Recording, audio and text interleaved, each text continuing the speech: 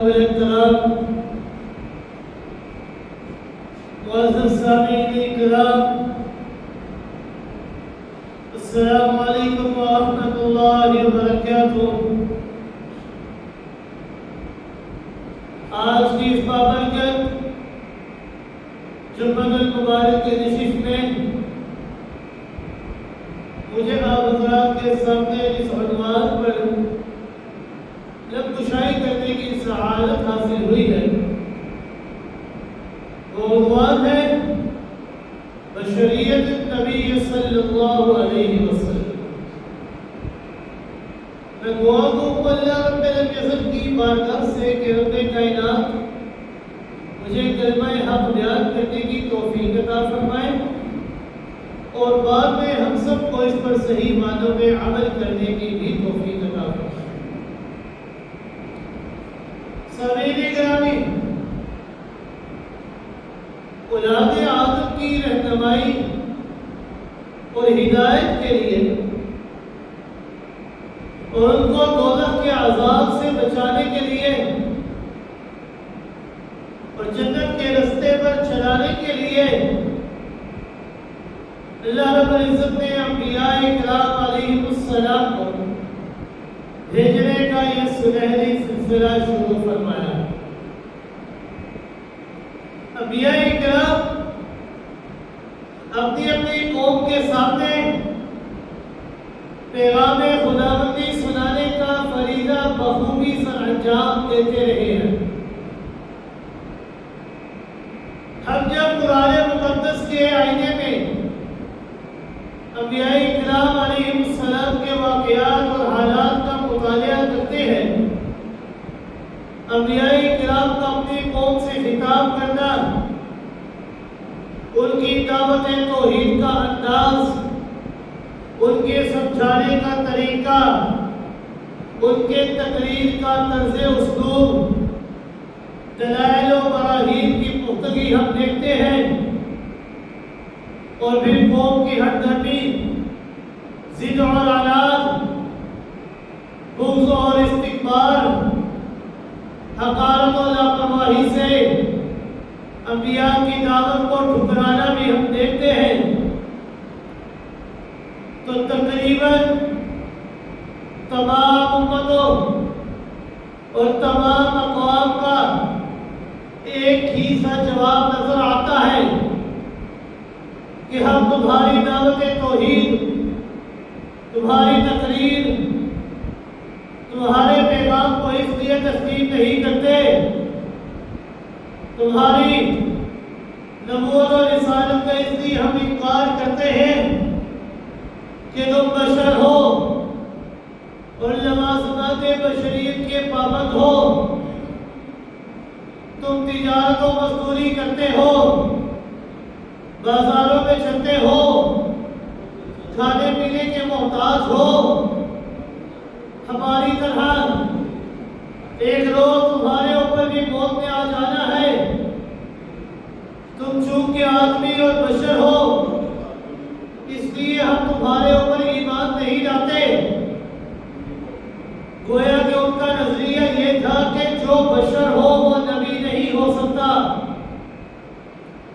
قرآن مقدس سے ان کے اس نظریے کو ان الفاظوں کے اندر بیان فرمایا، وَمَا مَنَعَ النَّاسَ أَن يُؤْمِنُوا إِذْ جَاءَهُمُ الْهُدَىٰ إِلَّا أَن قَالُوا أَبْعَثَ اللَّهُ بَشَرًا رَّسُولًا۔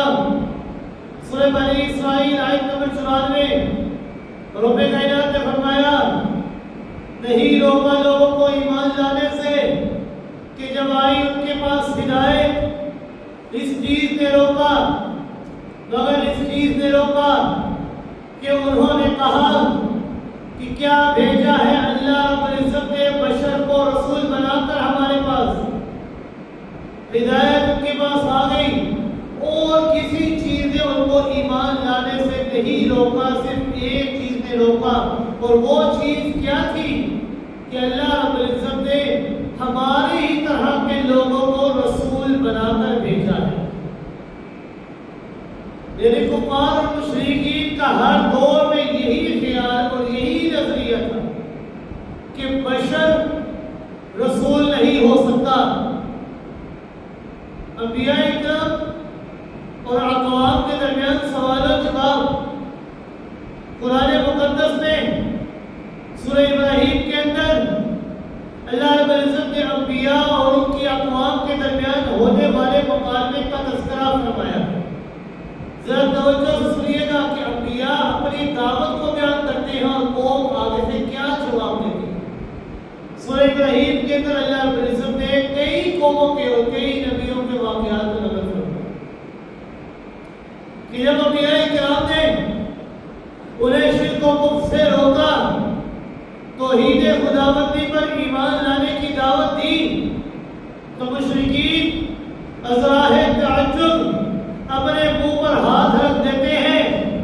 یہ مطلب یہ ہے کہ انبیاء مسئلہ توحید بیان کرتے ہیں تو یہ بے ادب اور گستاخ بن کر ان کے منہ کے اوپر ہاتھ رکھ دیتے ہیں، انہیں بولنے کی اجازت نہیں دیتے، اور پھر اپنے انکار اور انبیاء کی تکذیب کی وجہ یہ بیان کرتے ہیں ان انتم الا بشر مثلنا، کہ ہم تمہارے اوپر ایمان اس لیے نہیں لاتے کہ تم نہیں ہو مگر بشر ہمارے جیسے، تم ہماری طرح ہی انسان ہو، اور بشر یہ رسول نہیں ہو سکتا۔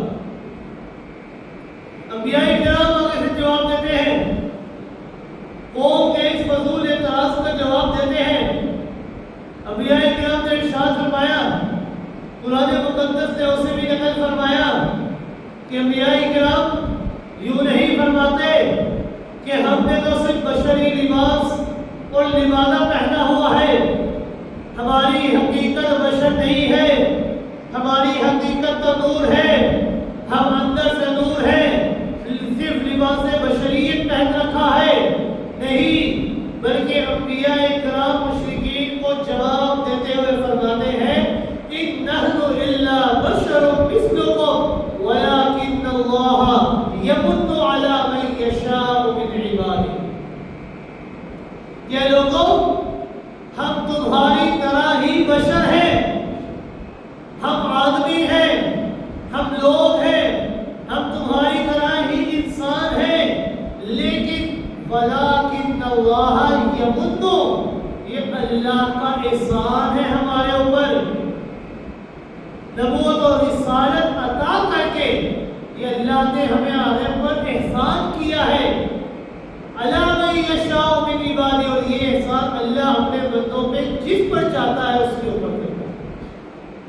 ہم بظاہر بشر ہیں، حقیقت کے لحاظ سے ہم بشر ہیں، اور یہ جو ہمیں نبوت اور رسالت عطا کی گئی ہے یہ اللہ کی طرف سے ہمارے اوپر احسان ہے۔ اللہ نے ہمارے اوپر احسان کیا کہ ہمیں نبوت اور رسالت جیسا عظیم مقام اور مرتبہ عطا فرمایا۔ سیدنا نوح علیہ السلام نے اپنی قوم کو دعوت توحید دی، پھر قوم نے مسلسل ان کی دعوت کو جھٹلایا، تکذیب کی۔ قوم نے کہا ما نراک الا بشر مثلنا، کہ ہم تجھے تو اپنے جیسا بشر ہی دیکھتے ہیں، ہم تو آپ کو اپنے جیسا انسان ہی سمجھتے ہیں۔ سورہ مومنون میں ان کا جواب اس طرح مذکور ہے کہ سیدنا نوح علیہ السلام نے اپنی قوم کے اس سوال کا، اس اعتراض کا جواب دیتے ہوئے فرمایا ما ھذا الا بشر مثلنا ولا يريد ان يتفضل علیکم، کہ یہ شخص نوح علیہ السلام یہ ہماری طرف بشر ہی ہے، یرید ان یتفضل علیکم، یہ اللہ رب العزت تمہارے اوپر ایک کو فضیلت دیتے ہیں۔ یہ اللہ نے ان کی قوم کے اوپر سیدنا نوح کو فضیلت کے طور پر رسالت اور نبوت عطا فرمائی، یہ اللہ کا احسان ہے۔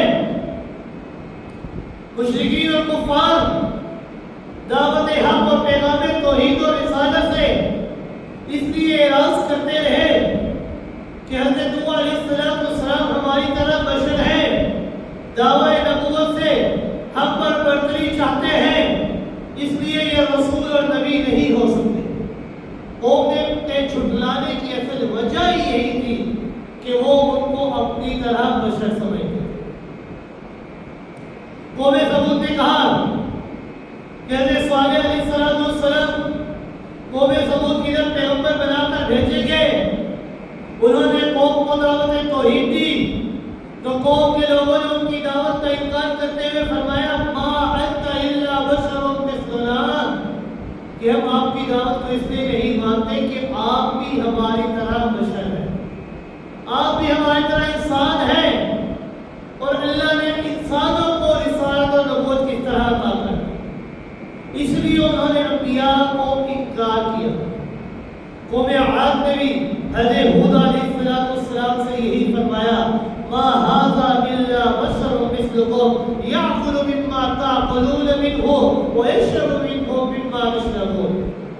کہتے ہود علیہ السلام نے جب اپنی قوم کے سامنے دعوت توحید بیان کی تو قوم عاد نے کہا ما هذا الا بشر مثلكم، کیا ہماری طرح انسان ہی ہے، یاکل مما تاکلون، جو ہم کھاتے ہیں آپ بھی وہ کھاتے ہیں، یشرب مما تشربون، جو ہم پیتے ہیں آپ بھی وہی پیتے ہیں، تو لہذا آپ وہ جو انسان کی کس طرح حقدار ہو سکتے ہیں؟ وَإِنْ عَطَعْتُمْ بَشَرًا مِثْلَكُمْ إِنَّكُمْ إِذًا لَخَاسِرُونَ۔ قوم عاد کے وڈیروں اور چودھریوں نے اپنی رعایا کو دعوت حق سے محض اس مغالطے کی بنا پر بات رکھنے کی کوشش کی کہ ہود علیہ السلام کی تمہاری طرح ہی بشر اور انسان ہے اور بشر رسول نہیں ہو سکتا۔ اس وجہ سے قوموں نے انبیاء کو جھٹلایا کہ وجہ کیا تھی کہ بشر رسول نہیں ہو سکتا۔ قوم شعیب نے بھی یہی کہا وما انت الا بشر مثلنا وإنا نظنك لمن الكاذبين، کیا آپ ہماری طرح انسان ہیں، آپ ہماری طرح بشر ہیں، آپ سچے نہیں ہیں، آپ جھوٹے لوگ ہیں، آپ ہم جھوٹا سمجھتے ہیں۔ قوم فرعون نے بھی کیا کہا؟ فرعون اور اس کے درباریوں نے حضرت موسیٰ علیہ السلام، حضرت ہارون علیہ السلام کی دعوت اور پیغام کو چھٹلاتے ہوئے کہا أَنُؤْمِنُ لِبَشَرَيْنِ مِثْلُنَا وَقَوْمُهُمَا لَنَا عَابِدُونَ، کیا ہم اپنے جیسے دو آدمیوں کے اوپر ایمان لے آئے حالانکہ ان کی قوم ہماری غلام ہے؟ فرعون کی قوم تو سردار تھی، حضرت موسیٰ علیہ السلام کی قوم یہ اس کو غلام تھی فرعون کی۔ فرعون نے کیا کہا؟ اس کے درباریوں نے کیا کہا؟ کیا ہم اپنے جنس کے لوگوں کے دو لوگوں کے اوپر ایمان لے آئے حالانکہ یہ وہ دو لوگ ہیں جو ہمارے غلاموں میں جن کا شمار ہوتا ہے، اپنے غلاموں کے اوپر ہم ایمان لے آئے؟ ایسا نہیں ہو سکتا۔ اصحاب قریہ نے کہا اللہ رب العزت نے اصحاب قریہ کے اندر، بستی والوں کے اندر 3 نبیوں کو دعوت توحید اور اپنا پیغام دے کر بھیجا، لیکن اصحاب قریہ والوں نے ان کی تکذیب کی اور تکذیب کرتے ہوئے فرمایا سورہ یاسین آیت نمبر 15 ہے، رب کائنات نے فرمایا کہ اصحاب قریہ بستی والوں نے انکار کیا اور فرمایا ما انتم الا بشر مثلنا وما انزل الرحمن من شيء ان انتم الا تكذبون، کہ تم تو ہماری طرح بشر ہو اور خدا رحمان نے بشر پر تو کوئی چیز نازل نہیں کی، تم تو نیرے جھوٹے ہو۔ ان کے جھٹلانے کی اصل وجہ انبیاء کو کیا تھی کہ رسول یہ بشر نہیں ہو سکتا۔ اصل وجہ یہی تھی کہ انہوں نے انبیاء کو جو جھٹلایا، انبیاء کا جو انکار کیا، اس کی وجہ ہی یہی تھی کہ وہ یہ کہا کرتے تھے کہ رسول یہ بشر نہیں ہو سکتا۔ وہ یہ کہا کرتے تھے کہ تم تو ہماری طرح انسان ہو، ہماری طرح کھاتے پیتے ہو، ہماری طرح بازاروں میں جاتے ہو، ہماری طرح شادیاں کرتے ہو، ہماری طرح تم بازاروں میں جاتے ہو، گھومتے پھرتے ہو، لیکن تمہارے اوپر نبوت اور رسالت کی طرح آ گئی، تم تو ہمارے سے چھوٹے درجے کے ہو، ہم تو قوم کے سردار ہیں، اگر نبوت اور رسالت ملنی ہوتی تو ہمیں ملتی، کیونکہ قوم کا مال و دولت کی تو ہمارے پاس ہے، تم تو غریب ہو، تم تو بشر ہو، ہماری طرح انسان ہو، تمہارے اوپر کی طرح نبوت اور رسالت آ گئی، اس لیے ہم تمہاری بات کو نہیں مانتے۔ مشرکین مکہ نے کیا کہا؟ ابھی گزشتہ قوموں کے بارے میں نے آپ کو بتایا کہ تمام قوموں نے جو اپنے نبیوں وجہ کیا تھی؟ وجہ یہی تھی کہ وہ انبیاء کو بشر نہیں سمجھتے کہ نبوت اور رسالت یہ کسی بشر کو نہیں مل سکتی۔ اب آپ صلی اللہ علیہ وسلم کے دور میں مشرکین مکہ نے کیا کہا؟ پہلی اقوام کی پیروی کرتے ہوئے مشرکین مکہ نے بھی بشریت کی بنا پر کہ رسول یہ بشر نہیں ہو سکتا، بشریت کی بنا پر رحمت کائنات صلی اللہ علیہ وسلم کی نبوت کا انکار کیا، اور عوام نے پہلے مشرکین کی طرح پروپیگنڈا کیا کہ محمد بشر ہے، بشر رسول نہیں ہو سکتا۔ اللہ رب العزت نے قرآن مقدس کے اندر ان الفاظوں کے ساتھ ان کے نظریے کو بیان فرمایا۔ اللہ رب العزت نے فرمایا سورہ انبیاء 17 سپارہ آیت نمبر 3، رب کائنات فرماتے ہیں وَأَسَرُّ النَّجْوَى الَّذِينَ ظَلَمُوا هَلْ هَذَا إِلَّا بَشَرٌ مِثْلُكُمْ، کہ ظالموں نے آپس میں مشورہ کیا اور کہا هَلْ هَذَا إِلَّا بَشَرٌ مِثْلُكُمْ، کہ یہ محمد تم جیسا بشر ہی تو ہے، یہ رسول کیسے ہو سکتا ہے؟ یہ تمہاری طرح انسان ہے، یہ رسول کیسے ہو سکتا ہے؟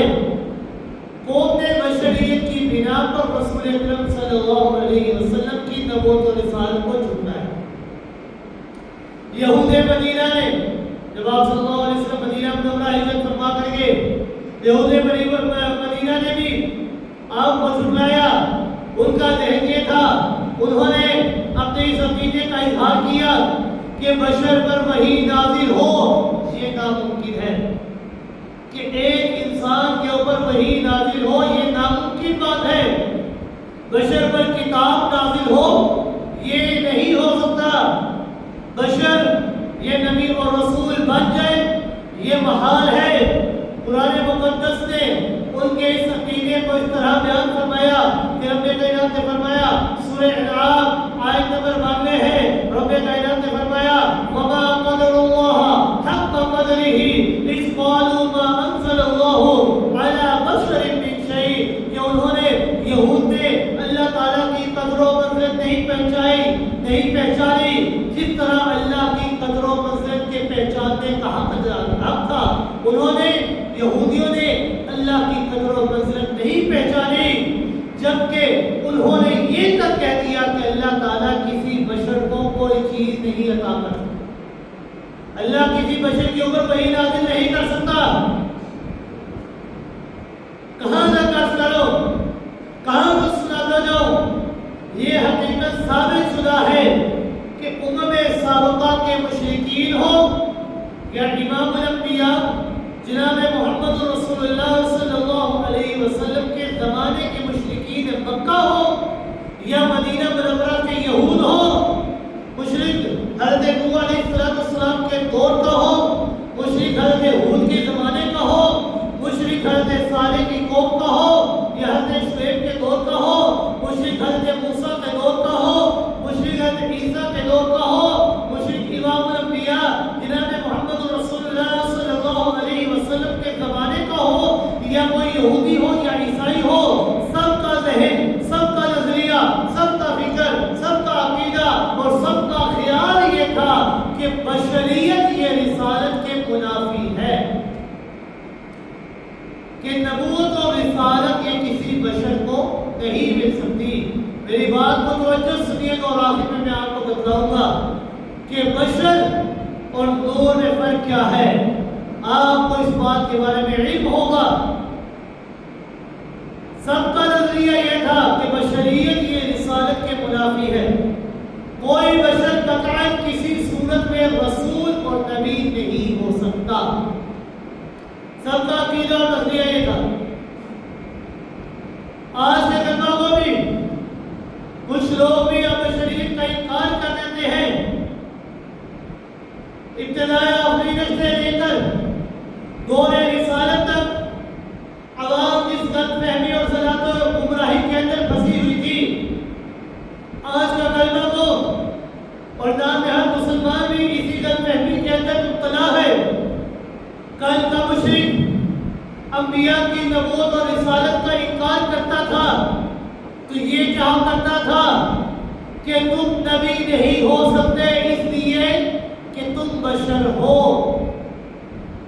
ان الفاظوں کے اندر ذرا غور کیجیے گا اور اپنی بات کو سمجھیے گا کہ کل کا مشرک کیا کہا کرتا تھا کہ تم بشر نہیں ہو سکتے، تم نبی نہیں ہو سکتے اس لیے کہ تم بشر ہو، ہماری طرح تم انسان ہو۔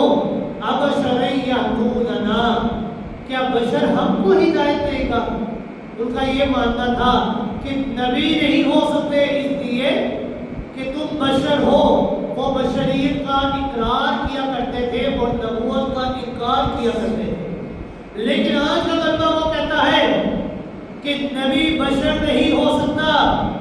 کل کے مشرک اور گستاخ رسول نے کہا کہ بشر نبی نہیں ہو سکتا، انہوں نے بشر کو مانا اور نبوت کا انکار کیا، لیکن آج کے بندوں وہ یہ کہا کرتے ہیں انہوں نے نبوت کو مانا لیکن بشریت کا انکار کر دیا کہ آپ نبی ہیں لیکن آپ بشر نہیں۔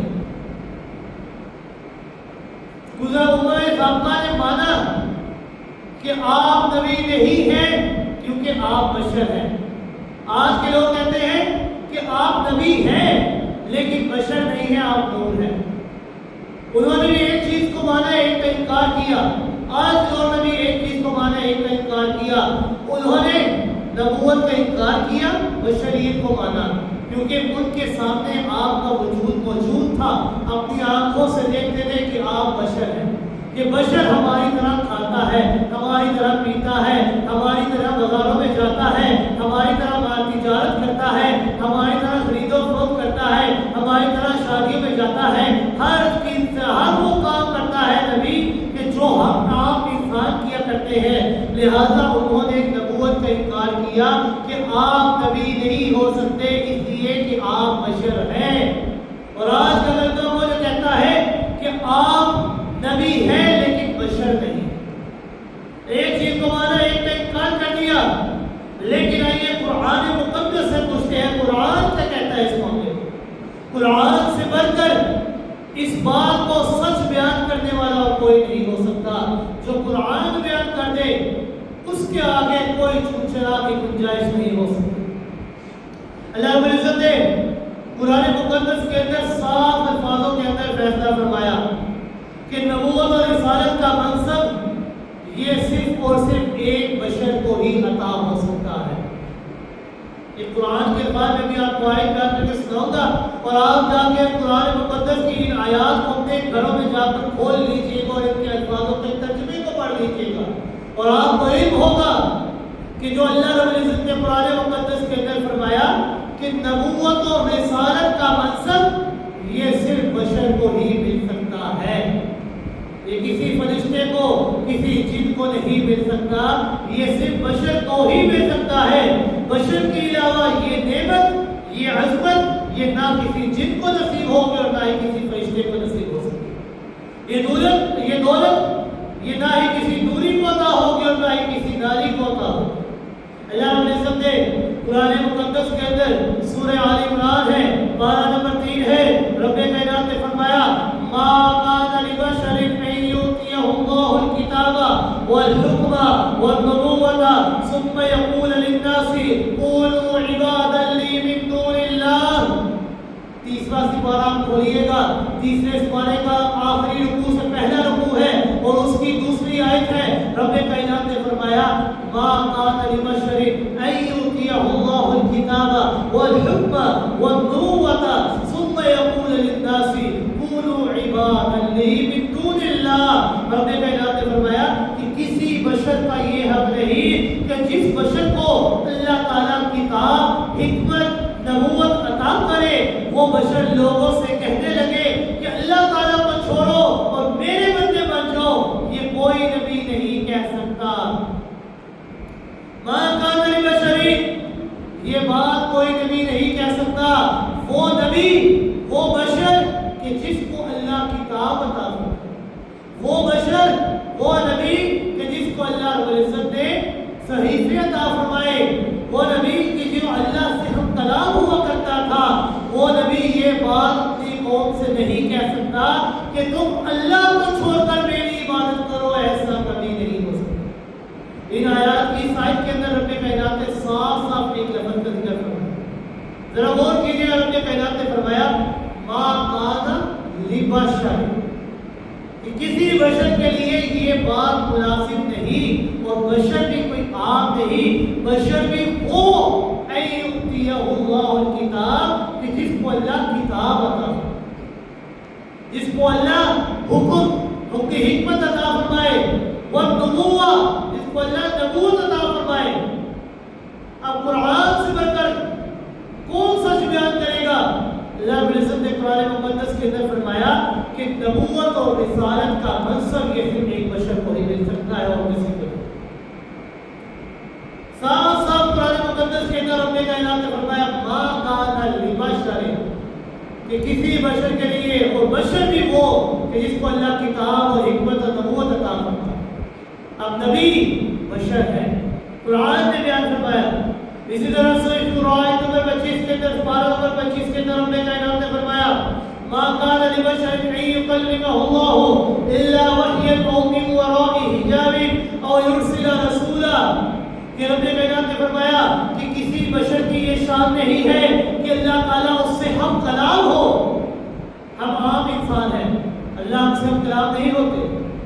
اللہ رب العزت نے فرمایا ما کان لبشر ان یکلمہ اللہ، کہ کسی بشر کے لیے یہ بات مناسب نہیں ہے کہ اللہ ان سے ڈائریکٹ ہم کلام ہو، لیکن ہاں 3 طریقوں سے اللہ تعالیٰ ہم کلام ہوتے ہیں۔ پہلا طریقہ الا بوحی، یا تو الہام کے ذریعے کہ اللہ دل کے اندر بات کو ڈالے، او من وراء حجاب، یا اللہ پردے کے پیچھے سے اپنی بات کو تک پہنچا دے، یا اللہ تعالیٰ کسی فرشتے کو بھیج کر اپنی بات کو ان تک پہنچا دے۔ ان دونوں آیات نے، ان دونوں آیتوں نے اس حقیقت کو واضح کر دیا ہے کہ نبوت اور رسالت اگر عطا ہوگی تو بشر کو ہی عطا ہوگی اور کسی کو نہیں۔ یہ نبوت اور رسالت کا منصب یہ کسی فرشتے، کسی جن، کسی نوری، کسی نالے کو نہیں مل سکتا۔ وحی الہی کا نزول ہوگا تو بشر کے اوپر ہوگا، آسمانی کتاب عطا ہوگی تو بشر کو عطا ہوگی۔ نبوت اور رسالت اور کتاب بشر کے سوا کسی کو نہیں مل سکتی۔ ان آیات نے مشرکین قدیم اور مشرکین جدید کے اس نظریے کو بار بار کر کے رکھ دیا کہ بشر نبی نہیں ہو سکتا۔ اللہ رب العزت نے صاف صاف بیان فرمایا کہ نبوت اور رسالت کا منصب یہ بشر کو ملے گا اور کسی کو نہیں۔ اللہ رب العزت نے قرآن مقدس کے اندر ایک اور جگہ اعلان فرمایا کہ جب مشرکین اور کفار نے امام الانبیاء جناب محمد رسول اللہ صلی اللہ علیہ وسلم پر اعتراض کیا کہ ہم آپ کی دعوت اور پیغام کو اس لیے انکار کرتے ہیں، ہم آپ کی دعوت اور پیغام کو اس لیے نہیں مانتے کہ آپ ہماری طرح بشر ہیں، آپ ہماری طرح آدمی ہیں، اور بشر نبی اور رسول نہیں ہو سکتا۔ اس کے جواب میں قرآن مقدس کی یہ وہ آیت ہے کہ اللہ رب العزت نے صاف صاف انسان کو سمجھایا۔ اگر انسان اس آیت کو سمجھ جائے نا تو یہ بشر تو انسانی پیسے ختم ہو جائے۔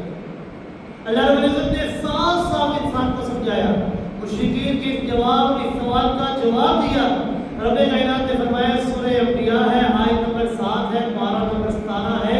رب کائنات نے فرمایا وَمَا أَرْسَلْنَا مِن قَبْلِكَ إِلَّا رِجَالًا نُوحِي إِلَيْهِمْ فَاسْأَلُوا أَهْلَ الذِّكْرِ إِن كُنتُمْ لَا تَعْلَمُونَ۔ رب کائنات نے فرمایا کہ اے میرے محبوب پیغمبر صلی اللہ علیہ وسلم، ہم نے آپ سے قبل جتنے بھی انبیاء کرام کو بھیجا ہے نا، جتنے بھی رسول ہم نے بھیجے ہیں، وما ارسلنا من قبلک، ہم نے آپ سے قبل جتنے بھی رسول بھیجے ہیں نا، رب کائنات نے صاف صاف لفظ فرمایا، کوئی پوشیدہ لفظ نہیں کہ یہ لفظ بول کر وہ معنی مراد ہو، یہ لفظ بول کر وہ معنی مراد ہو، نہیں، صاف صاف لفظ رب کائنات نے فرمایا۔ رب کائنات نے فرمایا وما ارسلنا من قبلک، کہ اے میرے محبوب پیغمبر صلی اللہ علیہ وسلم، ہم نے آپ سے قبل جتنے بھی رسول بھیجے ہیں نا، وہ سارے کے سارے رسول الا رجالا، وہ سارے کے سارے مرد تھے۔ اللہ نے اس حقیقت کو واضح کر دیا کہ نبوت اور رسالت یہ کسی عورت کو نہیں مل سکتی، یہ نبوت اور رسالت ملے گی تو ایک مرد کو ملے گی، اور مرد کون ہوتا ہے؟ وہ بشر ہوتا ہے۔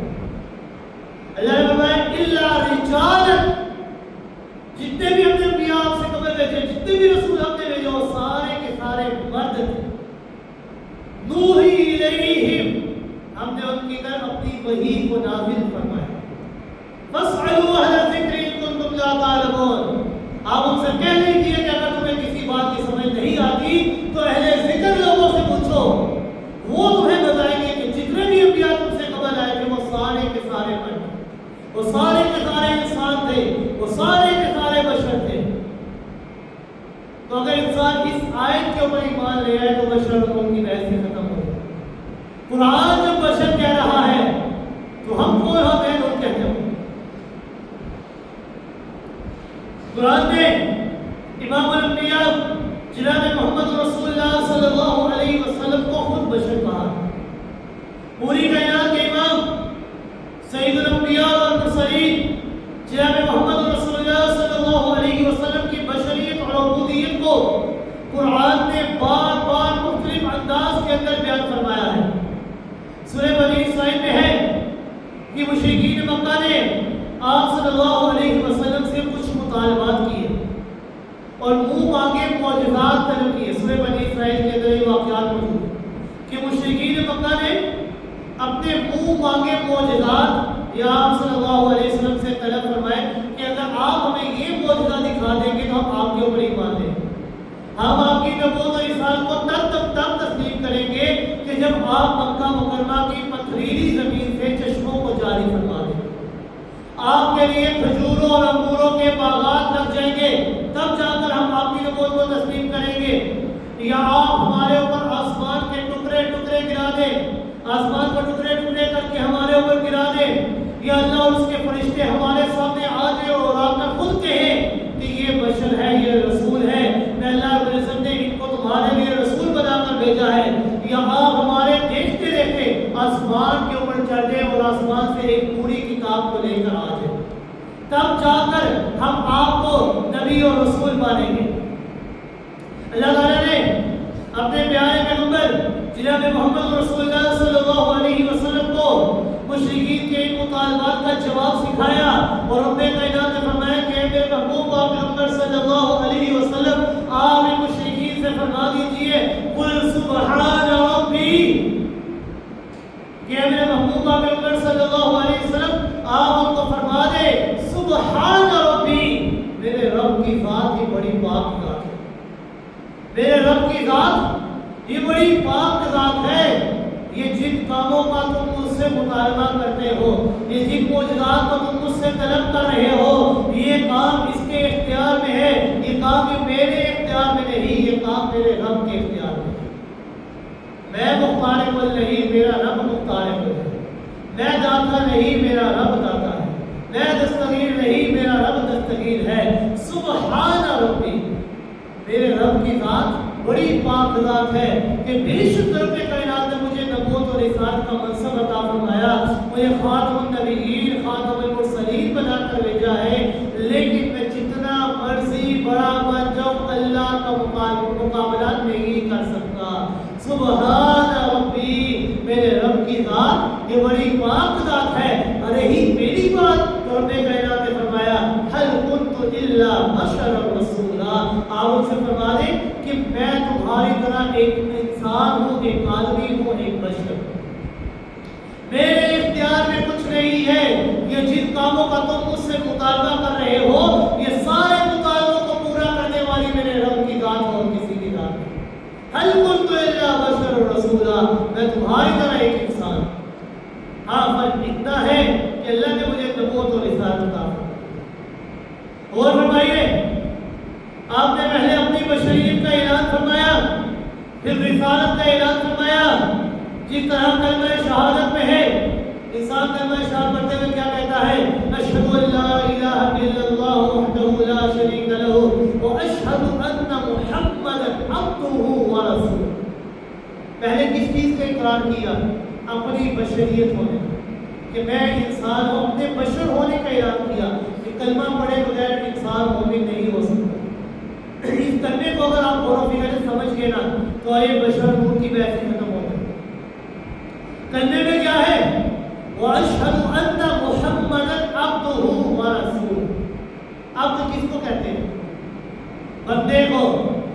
بندہ کون ہوتا ہے؟ بشر۔ پہلے نبی کریم جناب محمد رسول اللہ صلی اللہ علیہ وسلم نے اپنی عبدیت کی گواہی دی ہے کہ میں گواہی دیتا ہوں اس بات کی کہ میں محمد رسول اللہ صلی اللہ علیہ وسلم عبد ہوں، اللہ کا بندہ ہوں، بشر ہوں، عبد ہوں، میں بندہ ہوں، ورسول ہوں۔ اور بعد میں اپنی نبوت اور رسالت کی گواہی دی۔ پہلے تم نے میری بشریت کی گواہی دینی ہے اور بعد میں نبوت اور رسالت کی گواہی دینی ہے۔ جب تم یہ دونوں چیزوں کی گواہی دو گے تب جا کر تمہارا ایمان مکمل ہوگا، مگر نہ تمہارا ایمان مکمل نہیں۔ بھائی آمنہ کے گھر پیدا ہوئے تو رسول اکرم صلی اللہ علیہ وسلم عبدہ تھے۔ بھائی دائی حلیمہ کا دودھ پیا تو عبدہ تھے۔ بچپن میں بکریاں چرائیں تو عبدہ تھے۔ شام کی طرف والے تجارت لے کر گئے تو عبدہ تھے۔ حضرت خدیجہ سے شادی کی تو عبدہ تھے۔ بچے اور بچیاں پیدا ہوئی تو عبدہ تھے۔ بشری 40 سال کے بعد تاج نبوت سر پر سجایا گیا تو پھر رسول بنے۔ پہلے 40 سال تک نبوت اور رسالت کے ملنے تک آپ عبدہ تھے۔ جب 40 سال کے بعد آپ کو نبوت اور رسالت ملی تو پھر آپ رسول بنے۔ بشریت اور عبدیت کا اقرار یہ پہلے کرنا ہوگا، نبوت اور رسالت کا اقرار یہ بعد میں۔ جو آپ صلی اللہ علیہ وسلم کی رسالت کا اقرار کرتا ہے اس کے لیے یہ بات بے حد ضروری ہے کہ وہ آپ کی بشریت کا بھی اقرار کرے۔ جو آپ صلی اللہ علیہ وسلم کو بشر نہیں مانتا اس کا ایمان بھی رسالت میں مکمل نہیں ہو سکتا۔ وَأَشْهَدُ أَنَّ مُحَمَّدًا عَبْدُهُ وَرَسُولُهُ۔ اسی طرح سورہ کہف کی آخری آیت میں جناب محمد رسول اللہ صلی اللہ علیہ وسلم کی لسان مقدس میں اللہ رب العزت نے اعلان فرمایا۔ سورہ کہف ہے، آخری آیت ہے، رب کائنات نے فرمایا قُلْ إِنَّمَا أَنَا بَشَرٌ مِثْلُكُمْ، کہ میرے محبوب پیغمبر صلی اللہ علیہ وسلم آپ اپنی قوم کے لوگوں سے کہہ دیجئے، کیا کہنا ہے؟ إِنَّمَا أَنَا بَشَرٌ مِثْلُكُمْ، کہ میں تمہاری طرح ایک آدمی ہوں، میں تمہاری طرح ایک انسان ہوں، میں بشر ہوں۔ ہاں فرق کیا ہے؟ فرق ہے یوحا الیہ، فرق یہ ہے کہ میری طرف وحی نازل کی جاتی ہے۔ یعنی جس طرح تم نے ماں کی کوکھ سے جنم لیا اسی طرح میں نے بھی ماں کی کوکھ سے جنم لیا۔ تمہارے بھی ماں باپ ہیں اسی طرح میرے بھی ماں باپ ہیں۔ تمہارا کنبہ قبیلہ ہے اسی طرح میرا بھی کنبہ قبیلہ ہے۔ جس طرح تم نے بچپن میں ماں کا دودھ پیا اسی طرح مائی حلیمہ کا میں نے دودھ پیا۔ جس طرح تم نے شادیاں کی اسی طرح میں نے شادیاں کی۔ جس طرح تم بیمار ہوتے تھے میں بھی اسی طرح بیمار ہوتا تھا۔ جس طرح تم سوتے تھے میں بھی اسی طرح سوتا تھا۔ انما انا بشر مثلکم، جس طرح تمہاری اولاد لڑکے لڑکیاں ہیں اسی طرح میری اولاد بھی ہے۔ جس طرح تم تجارت کے لیے بازاروں میں جاتے تھے اسی طرح میں بھی بازار میں آتا تھا۔ جس طرح تم پریشانی اور غم کا شکار ہوتے تھے اسی طرح میں بھی پریشانی اور غم کا شکار ہوتا تھا۔ بشر ہونے اور لوازمات بشریت کے محتاج ہونے میں بالکل تمہارے جیسا ہوں۔ ہاں فرق صرف اتنا ہے یوحا الیہ، اللہ رب العزت نے فرق بیان کرتے ہوئے فرمایا یوحا الیہ کہ میں تمہاری طرح بشر ہی ہوں۔ لوازمات بشریت یہ سارے کے سارے میرے اوپر مکمل ہوتے ہیں، تام ہوتے ہیں، لیکن فرق صرف اتنا ہے یوحا الیہ کہ میری طرف وحی الہی کا نزول ہوا کرتا ہے۔ میرے پاس جبریل امین آیا کرتے ہیں اور صرف آیا نہیں کرتے بلکہ دوزانو ہو کر بیٹھ جایا کرتے ہیں بعد میں۔ میرا رب العزت کے ساتھ تعلق ہے، اس نے مجھے رسول بنایا ہے، صرف رسول نہیں بنایا بلکہ خاتم الرسول بنایا ہے۔ یوحا الیہ، اس نے مجھے نبی بنایا اور صرف نبی نہیں بنایا بلکہ خاتم النبیین بنایا۔ رب تعالیٰ نے مجھے سید الانبیاء کا رتبہ اور مقام عطا فرمایا۔ رحمت للعالمین کے لقب سے رب کائنات نے مجھے نوازا ہے۔ حوض کوثر کا ساقی مجھے بیان بتا دیا ہے۔ اللہ رب العزت نے حوض کوثر کا ساقی مجھے بنایا ہے۔ شفیع المذنبین اللہ نے مجھے بنایا ہے کہ میں گنہگاروں کی کل قیامت کے دن اللہ کے سامنے سفارش کروں۔ پوری کائنات کا سردار اور امام بنایا ہے۔ معراج کی عظمت سے نوازا ہے۔ لواء الحق کا حامل مجھے بنایا ہے۔ لواء الحق کا جھنڈا لے کر ساری امت میرے جھنڈے کے نیچے کھڑی ہو۔ لوگوں، میں ہوں تو بشر اور آدمی، مگر مقام اور مرتبے اور درجے اور منزلت کے اعتبار سے میں پوری کائنات سے برتر اور اعلیٰ۔ فرض ہی بنتا ہے یوحا الیہ کہ میں تمہاری طرح انسان ہوں، لوازمات انسانیت میرے اوپر پورے ہوتے ہیں، سارے کام میں وہی کرتا ہوں جو تم کرتے ہو، لیکن فرض ہی بنتا ہے کہ مقام، مرتبہ، درجے اور منزلت کے اعتبار سے اللہ نے پوری کائنات کا امام مجھے بنا دیا۔ ہاں نبی جتنا اعلیٰ ہوتا جاتا ہے اتنا ہی اونچا اس کا مقام ہوتا جاتا ہے، وہ مجتبی بن جاتا ہے، وہ مصطفیٰ بن جاتا ہے، وہ مرتضیٰ بن جاتا ہے، ساری کائنات کا امام بن جاتا ہے، صاحب معراج بن جاتا ہے، قوم کو سید کا تاج ان کے سروں کے اوپر سجا دیا جاتا ہے، وہ بالا قدر بن جاتا ہے، اعلیٰ اور افضل بن جاتا ہے، فنا فی اللہ بھی ہو جائے تب بھی مقام بشریت سے باہر نہیں نکل سکتا۔ لیکن یاد رکھیے، آخر نبی کی بشریت کا انکار کیوں کیا جاتا ہے؟ وجہ کیا ہے؟ لوگ کیوں انکار کرتے ہیں؟ سابقہ نبی انبیاء کی نبوت اور رسالت کا انکار کیوں کیا؟ بشریت کا انکار کیوں کیا کہ نبی بشر نہیں ہو سکتا؟ وجہ کیا ہے؟ جن لوگوں نے رحمت کائنات صلی اللہ علیہ وسلم کی بشریت کا انکار کیا ہے، انہوں نے انکار کی وجہ یہ بیان بتائی ہے کہ انہوں نے اپنی بشریت کا معیار بنایا ہوا کہ ہم انسان ہیں، ہم اپنی بشریت کے اوپر رسول اکرم صلی اللہ علیہ وسلم کی بشریت کو انہوں نے سمجھا ہے کہ جس طرح ہم انسان ہیں وہ بھی انسان ہیں۔ وہ اپنے اندر جرائم اور گناہ کو دیکھتے ہیں کہ ہم مسلمان ہیں، ہم اقرار کرتے ہیں کہ ہم اپنے رسول اللہ صلی اللہ علیہ وسلم کے اوپر ایمان لے کر آئے، ہم اللہ کے اوپر ایمان لے کر آئے، ہم مومن ہیں۔ اپنی بشریت کے اوپر انہوں نے آپ صلی اللہ علیہ وسلم کی بشریت کو معیار بنا لیا ہے۔ وہ کہتے ہیں کہ ہم انسان ہیں، ہم بشر ہیں، ہم جرائم بھی کرتے ہیں، ہم جرم بھی کرتے ہیں، ہم گناہ بھی کرتے ہیں، ہم عیاشیاں بھی کرتے ہیں، ہم مواریاں بھی کرتے ہیں، ہم بے رحمی کا شکار بھی ہوا کرتے ہیں، اپنے اندر غلاظت اور گندگی کو دیکھتے ہیں، اپنے کرتوتوں کے اوپر نگاہ ڈالتے ہیں تو چلا اٹھتے ہیں کہ ہم بشر ہیں تو حضور بشر نہیں ہو سکتے۔ کیوں؟ کیونکہ وہ سمجھتے ہیں کہ بشر تو بڑا پست ہے، بڑا زمین کے اندر ہے، بڑا حقیر ہے، بڑا رذیل ہے، اس لیے پیغمبر بشر نہیں ہو سکتا، کیونکہ ہم اپنے آپ کو اپنے معیار بنا لیے، کیونکہ ہم بڑے رذیل ہیں، ہم بڑے گمراہ ہو چکے ہیں۔ اللہ نے ہمیں سید البشر بنایا، اللہ رب العزت نے ہمیں تمام لوگوں کے اوپر، تمام کے اوپر فضیلت عطا فرمائی، اشرف المخلوقات ہمیں بنایا، اپنی بشریت کے اوپر ہم نے انبیاء کی بشریت کو سمجھا ہے، لیکن اب انہیں کون سمجھائے کہ ہم حقیقت کے اندر بشر اور انسان نہیں ہیں۔ میں اپنے آپ کو کہتا ہوں اور آپ سب بھی کہ ہم حقیقت کے اندر بشر اور انسان نہیں ہیں، بلکہ ہم انسانیت کی توہین ہے، ننگے انسانیت ہے، ہم بشریت کے خوشنما چہرے پر داغ کی حیثیت رکھتے ہیں، ورنہ بشر ہی اشرف المخلوقات ہے، بشر ہی افضل المخلوقات ہے، ہاں بشر ہی وہ واحد مخلوق ہے کہ جسے اللہ کے عالم نے اپنی قدرت اور رحمت کے ہاتھوں سے بنایا ہے، ہاں بشر ہی وہ عظیم مخلوق ہے کہ جس کے سامنے رب کائنات نے فرشتوں کو حکم دیا کہ تم اپنے سروں کو ان کے سامنے جھکا لو، سجدہ کرو۔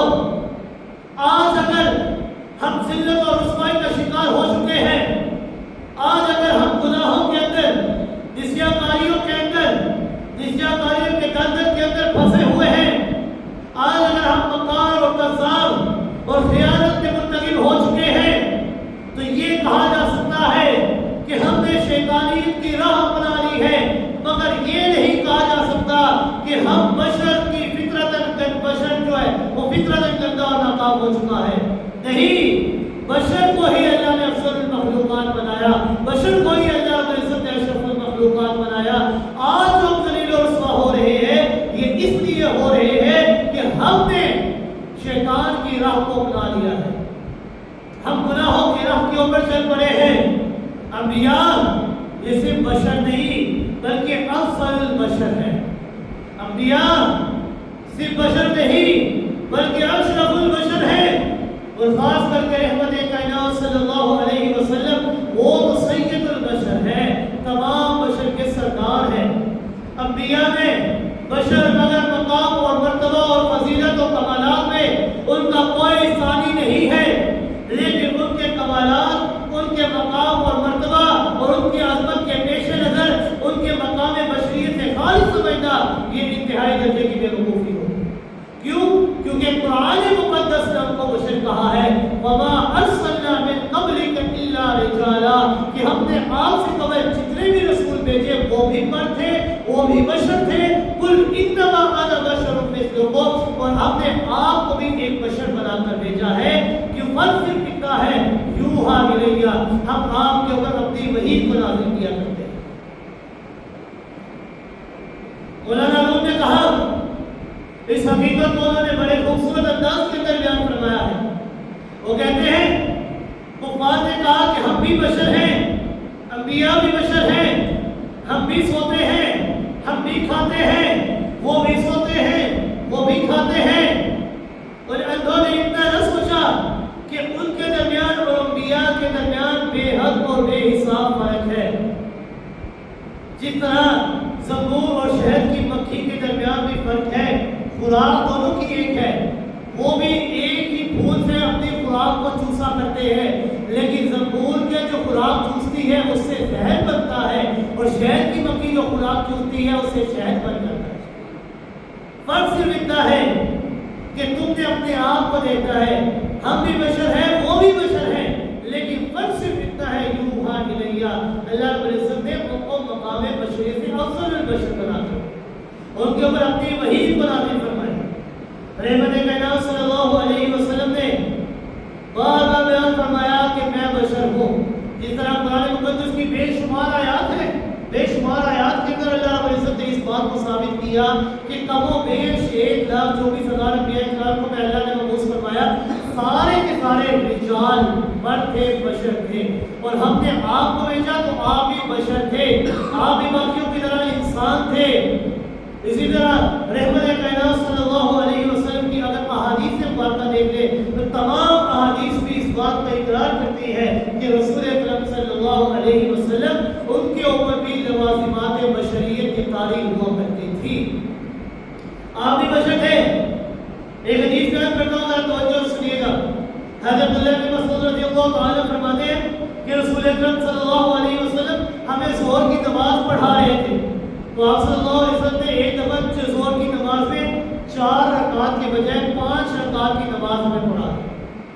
عرض کیا گیا یا رسول اللہ صلی اللہ علیہ وسلم کیا ظہر کی نمازوں کی رکعتیں زیادہ ہو گئی ہیں؟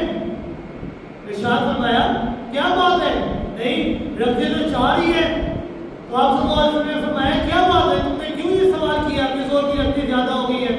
لوگوں نے عرض کیا، صحابہ کرام نے عرض کیا یا رسول اللہ صلی اللہ علیہ وسلم آپ نے آج 4 رکعات کی بجائے 5 رکعات نماز ہمیں پڑھائی ہے۔ تو آپ صلی اللہ علیہ وسلم نے فرمایا یہ روایت بخاری کے اندر بھی موجود ہے، یہ روایت مسلم شریف کے اندر بھی موجود ہے۔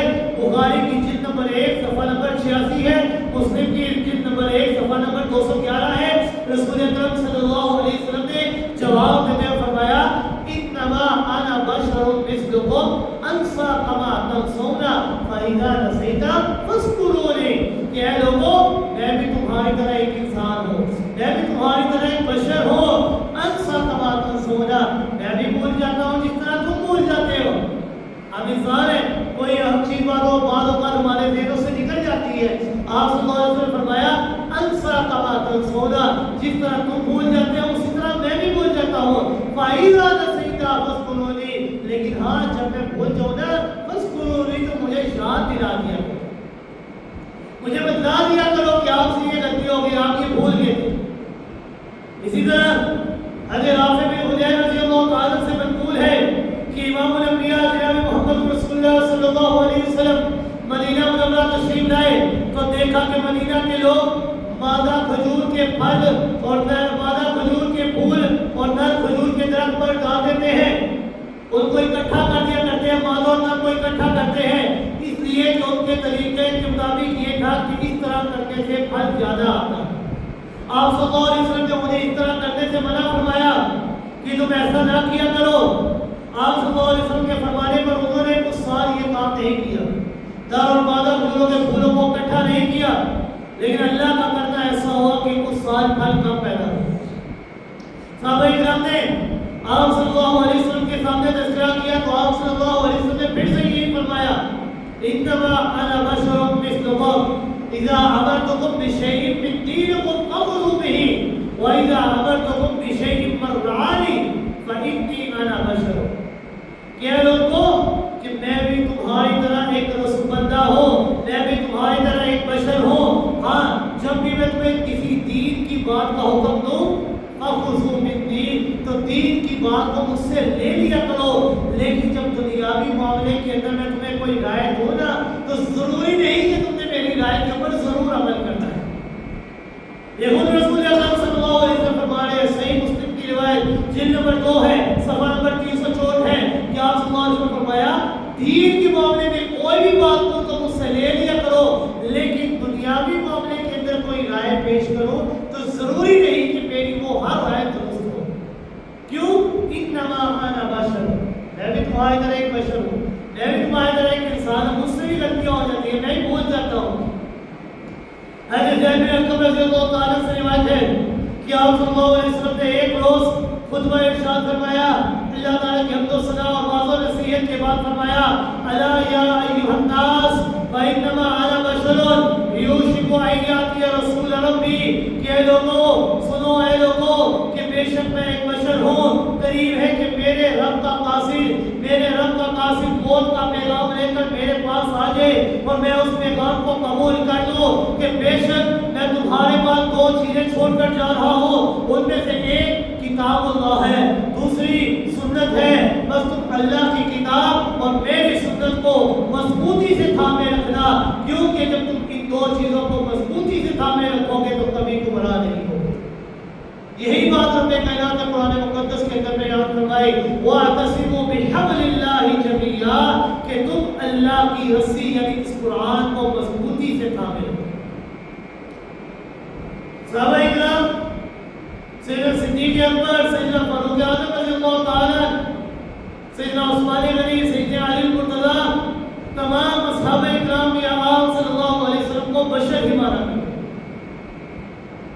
تمام مومنین اور منکر نکیر قبر کے اندر جو سوال و جواب ہوں گے, منکر نکیر اس کے اندر بھی یہی جواب ہوگا, سوال و جواب ہوگا. قبر میں ہر میت سے 3 سوال ہوتے ہیں, ان میں سے ایک سوال امام الانبیاء جناب محمد رسول اللہ صلی اللہ علیہ وسلم کے بارے میں فرشتے پوچھتے ہیں.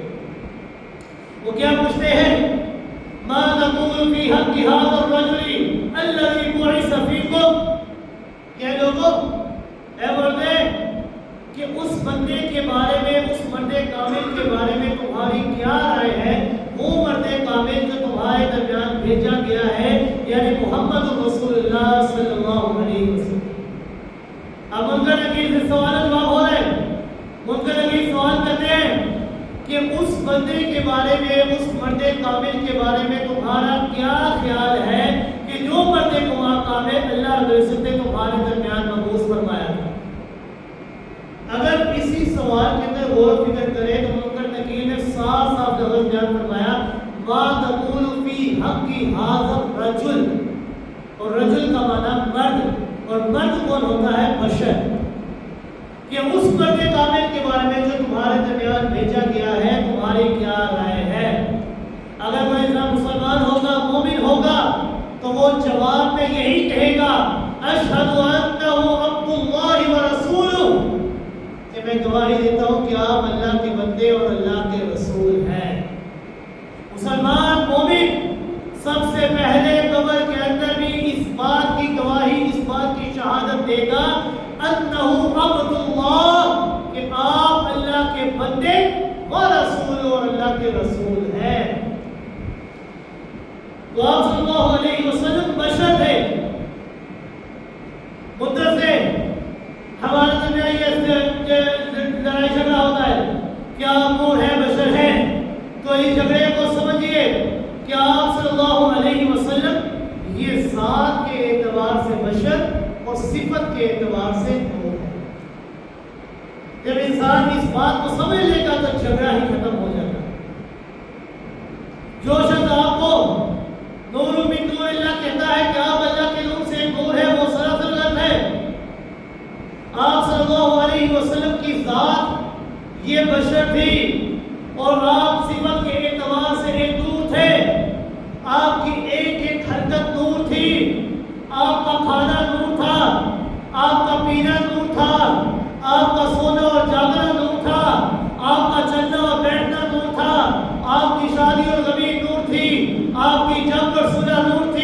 آپ کا مسجد میں آنا اور جانا نور تھا، آپ کا سواری پر سوار ہونا اور اترنا نور تھا، آپ کا سفر و حسن کے اندر قیام کرنا نور تھا، آپ کا لباس پہننا اور اتارنا نور تھا، احرام کا باندھنا احرام کا اتارنا نور تھا، آپ اپنے بالوں کو تراشنا نور تھا، ناخنوں کا تراشنا نور تھا، کنگھی کرنا نور تھا۔ چھوڑیے ان باتوں کو اور مجھے یہ بات کہنے دیجئے کہ آپ صلی اللہ علیہ وسلم کے پاؤں مبارک کی جوتی کے اندر اپنے پاؤں کا جوتی کے اندر ڈالنا بھی نور تھا، لیکن عوام کے انام اور بیچاری لوگ جو یہ کہتے ہیں کہ نور کا مطلب کیا ہے، کیا اس نور سے مراد وہ نور ہے کہ جس طرح چاند اور سورج کی روشنی ہوتی ہے، تو یہ سراسر غلط ہے۔ نور سے مراد وہ نور نہیں جو چاند اور سورج کی روشنی ہوا کرتی ہے، یا جس طرح یہ جو بلب اور یہ ٹیوب لائٹیں لگی ہوئی ہیں ان کو ہم روشنی کہتے ہیں، نور کہتے ہیں۔ اس نور سے مراد یہ نور نہیں ہے۔ اس نور سے مراد ظاہری روشنی ہے۔ کیا اس نور سے مراد ظاہری چمک ہے؟ اگر نور محمدی سے مراد ظاہری روشنی اور ظاہری چمک ہے تو پھر قرآن مقدس کے نور ہونے کے اندر کوئی شبہ نہیں۔ قرآن مقدس نور ہے، اس کے اندر کسی کو کوئی شک ہے، کوئی شبہ ہے؟ خود اللہ رب العزت نے قرآن مقدس کو نور کہا ہے۔ اللہ رب العزت نے فرمایا اِنَّا أَنزَلْنَاهُ نُورًا، کہ میں اللہ رب العزت نے تمہارے درمیان نور بھیجا ہے، یعنی اس کتاب نور کو میں اللہ نے تمہارے پاس بھیجا۔ لیکن ہم کیا دیکھتے ہیں؟ قرآن مقدس کے حروف کالے ہیں۔ ظاہر سی بات ہے کہ نور یہ روشنی یہ کالی نہیں ہو سکتی۔ کالی ہوگی اور روشنی کا کیا معنی؟ نور کا کیا مطلب ہوگا؟ اور پھر ہمارا مشاہدہ اور تجربہ ہے کہ رات کے اندھیرے کے اندر، لوڈ شیڈنگ کے اندر جب ہم قرآن مقدس کو لیتے ہیں تو قرآن مقدس کے حروف کی روشنی نہیں ملاتے۔ پھر ہمیں بھی سمجھاؤ کہ قرآن کے نور ہونے کا کیا مطلب ہے۔ اسی طرح آپ صلی اللہ علیہ وسلم کے نور سے مراد ظاہری نور نہیں بلکہ آپ کی صفت نور ہے۔ آپ صلی اللہ علیہ وسلم کے بال مبارک تھے، آپ کی داڑھی مبارک یہ کالی تھی۔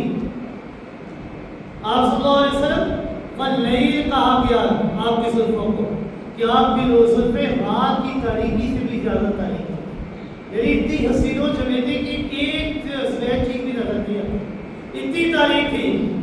احادیث میں آتا ہے کہ وفات کے وقت آپ صلی اللہ علیہ وسلم کی داڑھی مبارک میں صرف 17 بال سفید کے موجود ہیں۔ اگر بالفرض آپ صلی اللہ علیہ وسلم کے نور سے مراد ظاہری نور ہوتا کہ آپ اس سورج کی طرح ظاہری روشنی پھیلاتے، چاند کی طرح ظاہری روشنی پھیلاتے، تو حضرت عائشہ صدیقہ رضی اللہ تعالیٰ فرماتے ہیں کہ جب آپ صلی اللہ علیہ وسلم کی وفات کا وقت قریب آیا تو آخری رات کے اندر بھی ہم نے ادھار لے کر دیے کو جلایا تھا۔ اگر ظاہری روشنی ظاہری نور مراد ہوتا تو روشنی کا کیا مطلب تھا؟ روشنی کی کیا ضرورت تھی؟